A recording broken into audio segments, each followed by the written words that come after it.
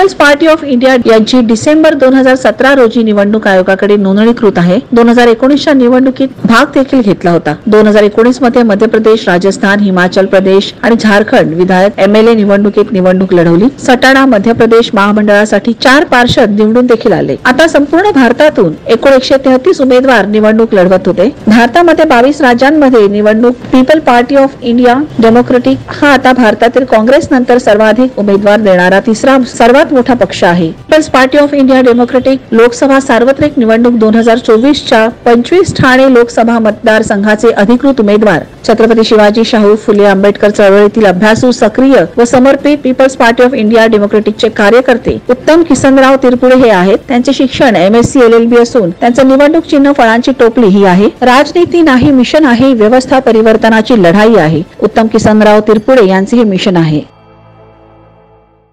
माझं नाव देवेंद्र सोपान घाडगे. मी ठाण्याचे जे आपले खासदार उभे आहेत त्यांचा प्रतिनिधी आहे.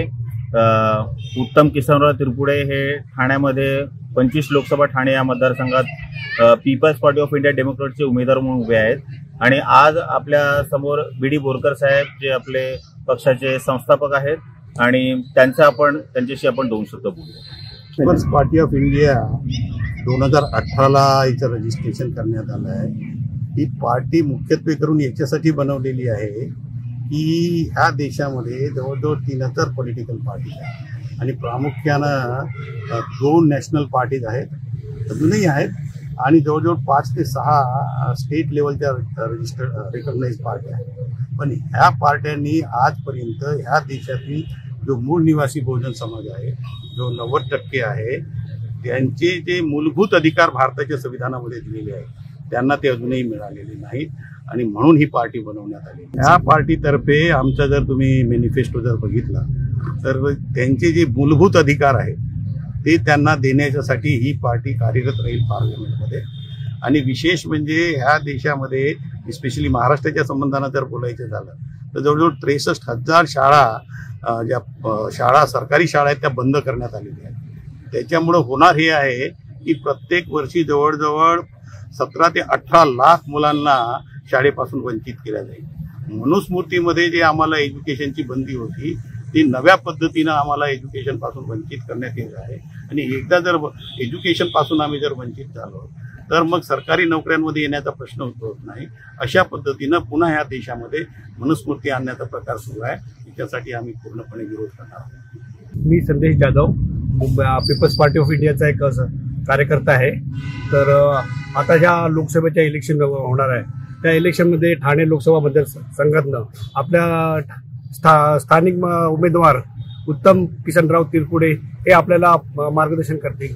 मी उत्तम किसनराव तिरपुडे, राहणार ठाणे येथून People's party of India Democratic ह्या पक्षातर्फे ठाणे लोकसभा मतदारसंघातून उभा आहे खासदारकी करता.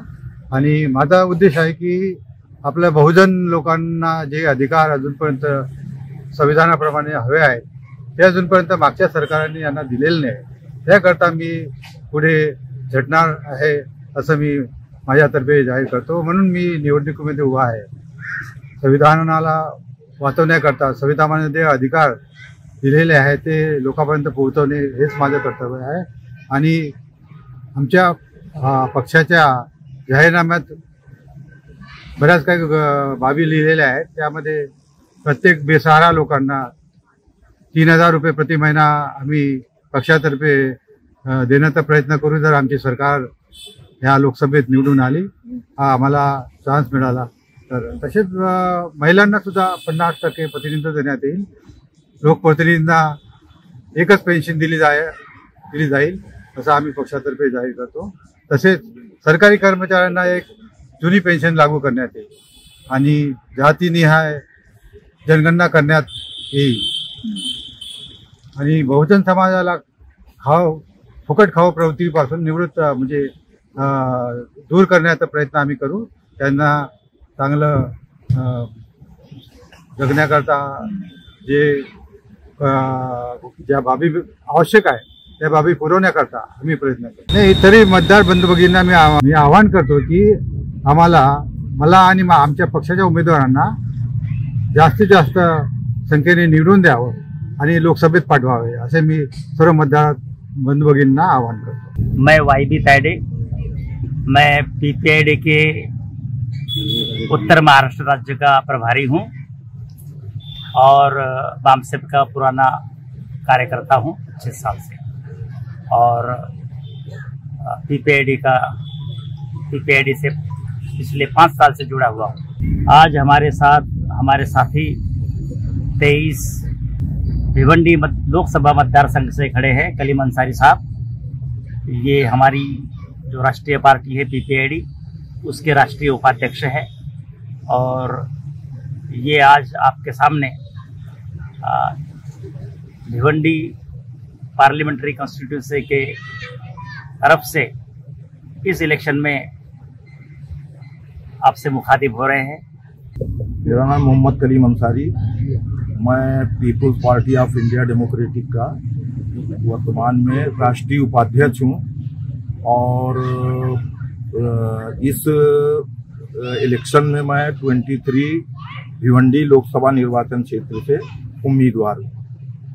हम लोग तो बहुत चेंजेस लाना चाहते हैं, और वो चेंजेस जो है संविधान के आधार पर लाना चाहते हैं, क्योंकि इस देश के महापुरुषों ने जो मेहनत करके संविधान में जो कुछ हक अधिकार लोगों को दिए, और सत्ता का संचालन संविधान के अनुसार चलना चाहिए।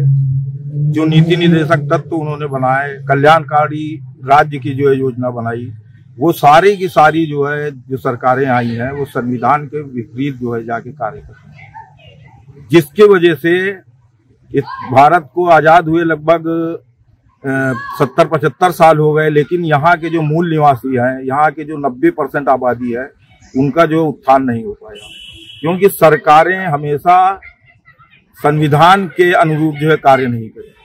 अगर संविधान के अनुरूप कार्य करती होती तो अब तक देश जो है, ये जो कहा जाता था जैसे कि भारत जो है सोने की चिड़िया है, ये फिर से जो है सोने की चिड़िया हो गई। अगर हमारी पार्टी जो है सत्ता में आती है तो हम सबसे पहले जो है इस देश में एक तरह की शिक्षा सभी को मिलना चाहिए, चाहे वो चपरासी का हो, चाहे राष्ट्रपति का बेटा हो, सबको एक तरह की शिक्षा मिलना चाहिए। शिक्षा जो है मुफ्त होनी चाहिए, और हम शिक्षा का जो है राष्ट्रीयकरण करेंगे, और जितने भी प्राइवेट लोग शिक्षा में जो है आ चुके हैं उन सबको प्राइवेट से जो है शिक्षा को जो है मुक्त कर दिया जाए। दूसरा हमारा मुद्दा जो है स्वास्थ्य सेवाएं जो है मुफ्त में मिलनी चाहिए, क्योंकि स्वास्थ्य सेवाओं की वजह से लोग जो है बहुत ज्यादा परेशान है, और इसकी वजह से उनका घर द्वार तक बिक जाता है। तो हम चाहते हैं कि यहाँ पर स्वास्थ्य सेवाएं फ्री रहें, ताकि लोगों को आसानी से जो है उनको जो है इलाज उनका हो सके। तीसरा जो है रोजगार की समस्या जो है बहुत बड़ी होती जा रही है, तो सबको जो है रोजगार मिलना चाहिए, और जिनको रोजगार के अवसर नहीं प्राप्त हो रहे उनको भी जो है हम 500 रुपया पर डे के हिसाब से उनकी मजदूरी जो है, और उसको जो है महंगाई भत्ते के साथ जो है जोड़ देंगे। ये हमारी पार्टी का जो है मुद्दा रहेगा। मैं आह्वान लोगों का यही करना चाहता हूँ कि ये इलेक्शन जो है अन्य इलेक्शनों की तरह नहीं है, बहुत ही क्रूशियल इलेक्शन है, और इसमें आप अगर थोड़ी सी भी चूक कर गए तो आपके साथ बहुत ज्यादा जो है जानवरों जैसा बर्ताव होने की संभावना है भविष्य में। इसलिए 5 किलो मुफ्त राशन से हम जो है हम जानवर बनने की तरफ जा रहे हैं। हमें चाहिए कि हम एक ऐसी सरकार को चुने जो हमें रोजगार दे, हमें शिक्षा दे, हमें अच्छी स्वास्थ्य सेवाएं दे। माझं नाव पल्लवी सखाराम खैरे आहे। मी people's party of India democratic या पार्टीची कार्यकर्ता आहे। माझ्यासोबत श्रीकांत शिवाजी वंजारे हे आहेत। माझं नाव श्रीकांत शिवाजी वंजारे आहे। मी कल्याण मतदारसंघ 24 मधून उभा आहे, आणि आम्ही People's party of India democratic या पक्षामधून उभा आहे, आणि आमच्या जे पार्टीचं अजेंडा आहे त्याच्यामध्ये संविधान लागू करणं आहे। जो आमचा शोषित वंचित तबका आहे, ज्यांना हक्काधिकारापासून वंचित ठेवलंय, ज्यांना शिक्षण, आरोग्य, रोजगार याच्यापासून वंचित ठेवलंय, ते त्यांना मिळवून देण्याचा आम्ही प्रयत्न करू, आणि संविधान पूर्णपणे लागू करण्याचा प्रयत्न करू।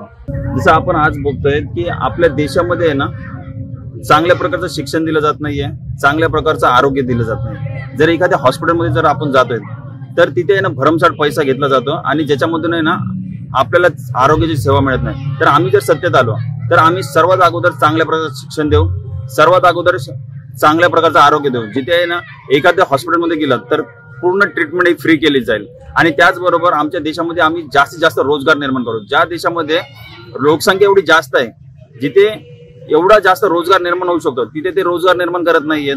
जसं आपल्या देशामध्ये मॅन्युफॅक्चरिंग होत नाही, तर आम्ही जर सत्तेत आलो तर आम्ही सर्वीकडे मॅन्युफॅक्चरिंग निर्माण करू.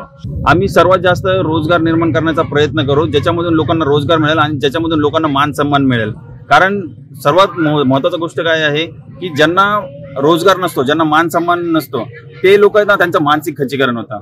तर आम्ही पार्टीच्या माध्यमातून उभा आहेत, कारण की आम्ही लोकांचं मानसिक खच्चीकरण होऊन द्यायचं नाही. आम्ही आमचा जो शोषित वंचित तबका आहे त्यांना म्हणजे उभं करायचंय, त्यांचा मान सन्मान उभा करायचा आहे. याच्यामुळे मी जनतेला आवाहन करतो की तुम्ही तुमची विवेक बुद्धी जागृत ठेवा आणि त्यानुसारच तुम्ही तुमचं मत हे करा. कारण तुम्ही जर तुमचं मत व्यक्त म्हणजे चांगल्या प्रकारे मत व्यक्त केलं नाही तर तुम्हाला जी अवस्था आहे त्याच अवस्थेत जीवन जगावं लागेल. त्याच्यामुळे तुम्ही तुमचं मत व्यक्त करा आणि योग्य प्रतिनिधी निवडून पाठवा. मला जास्तीत जास्त मताने निवडून द्या ही मी तुम्हाला सर्वांना रिक्वेस्ट करतोय.